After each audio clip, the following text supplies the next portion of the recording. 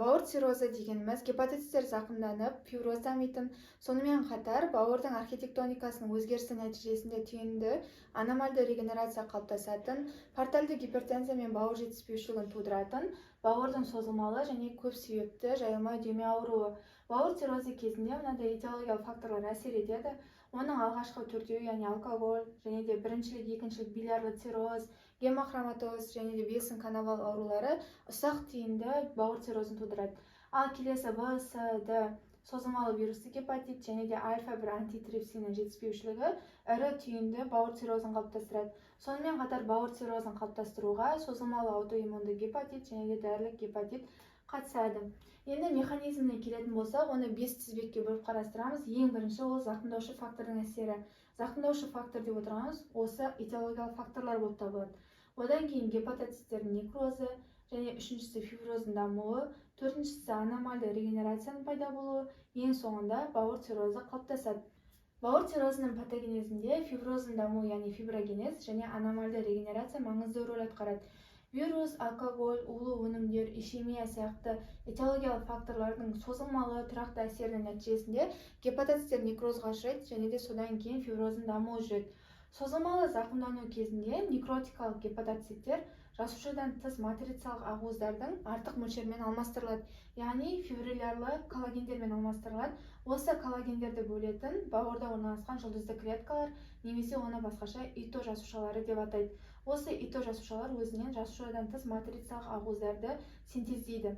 Енді жұлдызды клеткаларға келетін болсақ, жұлдызды клеткалар диск кеңістігінде орналасқан және А витаминінің негізгі қоймасы болып табылады. Және оның екі түрлі қызметі бар. Оның біріншісі ол липоцитті қызметі. Бауырдың энергетикалық ресурсын қолдау мақсатында ол майдың едәуір мөлшерін қор ретінде сақтайды. Ал екіншісі ол фибробласттық қызметі, яғни өзінен жасушадан тыс матрицалық ақуыздарды синтездейді. Енді осының нәтижесінде бізде манағы бауыр циррозы кезінде олардың қатайған тіні пайда болады. Жасушадан тыс коллагенді матрикстың құрамына қалыпты жағдайда төртінші типті коллаген, ламинин, гепарансульфат, фибронектин, протеогликан сияқты заттар кіретін болады. Енді ең біріншісі ол біз фиброгенезге тоқталамыз. Мына суретке келетін болса, ең бірінші орналасқан ол гепатоциттер, яғни бауырдың жасушалары, және де ең бірінші ол белсенді емес, активацияланбаған жұлдызды клетка. Одан кейін жұлдызды клеткалардың активациясы, жұлдызды клеткалардың миграциялануы және пролиферациясы, одан кейін олардың өздерінің коллагенді синтездеуі, коллагеннің деградациясы көрсетілген, және ең соңында ол апоптозға ұшырағандығы көрінеді.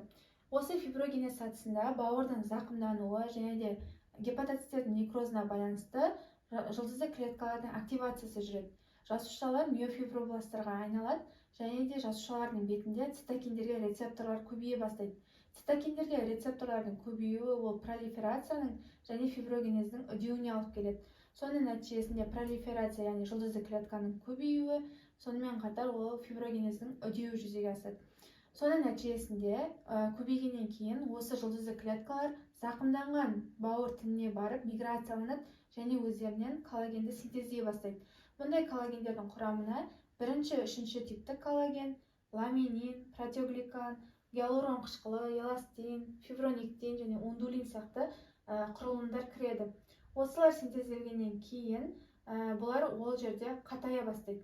Және де кейіннен коллагеннің деградациясы, яғни ыдырауы жүзеге асады, бірақ бауыр циррозы кезінде коллагеннің деградациясы дұрыс жүзеге аспайды.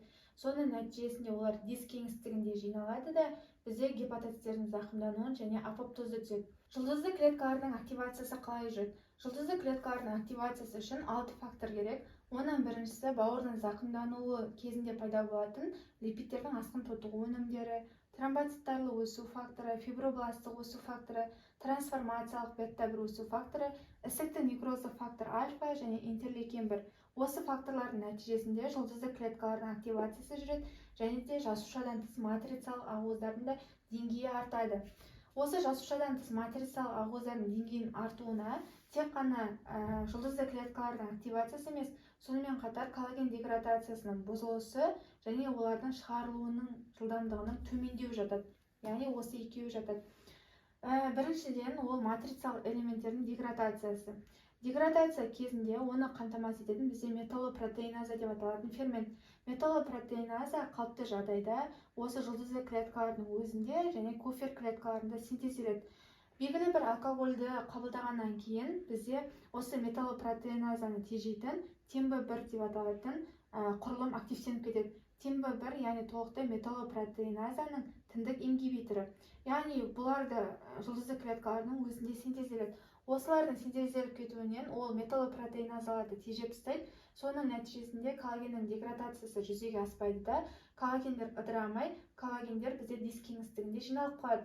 Соның нәтижесінде апоптоз одан сайын үдейді. Бауыр паренхимасындағы фиброзитінің мөлшері арта түседі. Осы матрицалық ақуыздар көбейе келе диск кеңістігінде перипортальды және перисинусоидты аймақтарда жинала бастайды.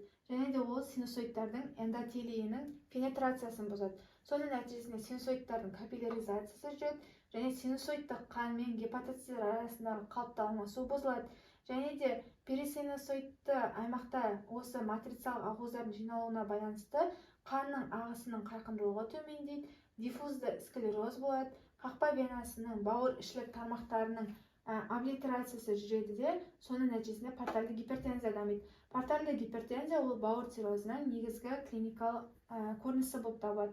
Осы қан дұрыс келмегендіктен, қоректену дұрыс болмағандықтан гепатиттерде өлім болады. Және де бұл тұйық шеңбер түрінде көрінеді. Ең бірінші ол гепатиттердің некрозы, одан фиброз дамиды, одан кейін бауыр клеткаларының қоректенуінің бұзылуы, қайтадан гепатиттердің некрозы орын алады.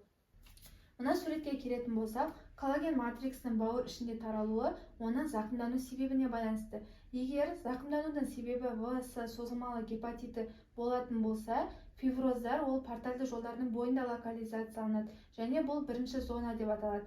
Ал зақымданудың себебі алкоголь болатын болса, онда фиброздар бізде орталыққа жақын немесе перисинусоидалды аймақтарда локализацияланады және бұл үшінші зона деп аталады. Бауырдың циррозының асқанған кезінде септалардың түзілуі жүзеге асады. Яғни септалардың түзілуі үшін манағы фиброзды тінмен зақымдалған аймақ пен портальды жолдар бір-бірімен байланысады. Яғни бұл қалай? Яғни мысалы үшінші зона зақымдалатын болса, онда фиброзды тіндер орталыққа жақын орналасқандықтан ол портальды жолдармен байланысқан кезде портоцентральды септаны түзеді.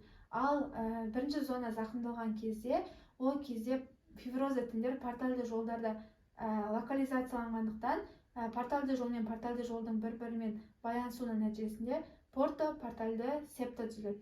Яғни осы бауыр циррозының бастапқы кезеңінде олар қайтымды болатын болса, ал коллагендердің арасында септалық байланыс пайда болатын болса, ол процесс қайтымсыз болады. Регенерация сатысына келетін болса, бауырдың қайта қалпына келу қабілеті өте жоғары. Тіпті қатты зақымдану кезінде бауырдың бастапқы салмағы 4-6 ай ішінде қайта қалпына келеді. Бұл бауыр жасушаларында ДНК синтезінің жоғарылауымен және митоздың жоғарылауымен байланысты. Жасуша мембранасындағы арнайы рецептор өсу факторымен әрекеттесуінің нәтижесінде регенерация процесі пайда болады. Регенерация процесін туындататын тағы да басқа өсу факторларына гепатоциттердің өсу факторы, трансформациялы өсу факторы бета-1, эпидермалды өсу факторы, эстеттік некроз фактор альфа және интерлейкен 6 жатады. Осындағы эстеттік некроз фактор альфаның түзілуінде ішек эндотоксинін айта кеткен жөн. Мына суретке қарайтын болсақ, ішек бактериясы өздеріне ішек эндотоксинін бөледі. Ол бауырға барып еніп, кофер клеткаларында эстеттік некроз фактор альфаның шығаруын стимулдейді. Соның нәтижесінде интерлейкен 6 түзіледі, одан регенерация түзіледі. Қалыпты жағдайда физиологиялық регенерация кезінде бауыр және ондағы тамырлардың архитектоникасын бұзбайды және де бұл кезде лобулярлы құрылым сақталған болады. Ал цирроз кезінде, яғни патология кезінде регенерациялық түйіндер фиброзды тінмен қосылған болады және де бұл кезде лобулярлы құрылым сақталмаған болады. Жалған лобулалар пайда болады. Және түйіндерде жаңадан пайда болған капиллярлар оны толық қанмен қамтамасыз ете алмайды. Соның нәтижесінде жаңа некроз, сақталған жасушаларда жаңа түйіндердің өсуі болады. Яғни сақталған жасушаларда аномальды регенерация болады. Сол түйіндердің көбеюінің нәтижесінде бұл бауырдың тамырларын қысып тастайды. Соның нәтижесінде портальды жүйенің қысымы жоғарылап, портальды гипертензия болады. Жалпы регенерацияны тұйық шеңбер ретінде қарауымызға болады. Бұл кезде гепатоциттердің некрозы, одан түйінді регенерация болады, тамырлы арнаның қайта құрылуы, одан ишемия болады және қайтадан гепатоцит некрозы болады.